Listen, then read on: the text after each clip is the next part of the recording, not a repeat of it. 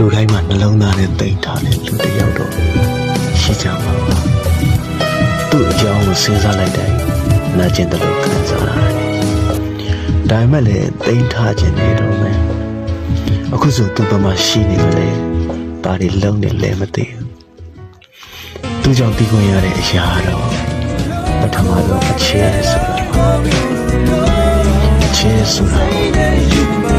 သူနဲ့မဆက်တဲ့မိတီးရလူတိုင်းမှာနှလုံးသားနဲ့တိတ်ထားတဲ့လူတစ်ယောက်တော့ရှိကြမှာပါသူ့အကြောင်းကိုစဉ်းစားလိုက်တိုင်းနာကျင်တယ်လို့ခံစားရတယ်ဒါမှလည်းတိတ်ထားခြင်းအခုဆိုသူ့ဘက်မှာရှိနေတယ်ဘာတွေလုံးနေလဲမသိသူကြောင့်ပြီးခွင့်ရတဲ့အရာတော့ပထမဆုံးအချဲဆိုတာသူနဲ့မဆက်တဲ့မိတီးရလူတိုင်းမှာနှလုံးသားနဲ့တိတ်ထားတဲ့လူတစ်ယောက်တော့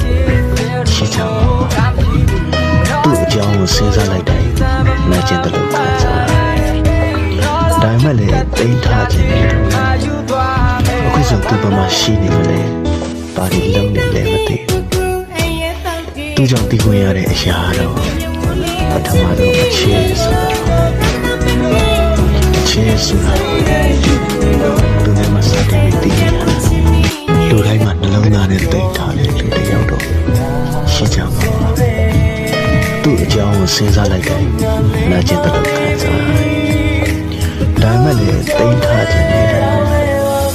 အခုဆိုသူ့ဘက်မှာရှိနေတယ်ဘာတွေလုံးနေလဲမသိသူကြောင့်ပြီးခွင့်ရတဲ့အရာတော့ပထမဆုံးအချဲဆိုတာ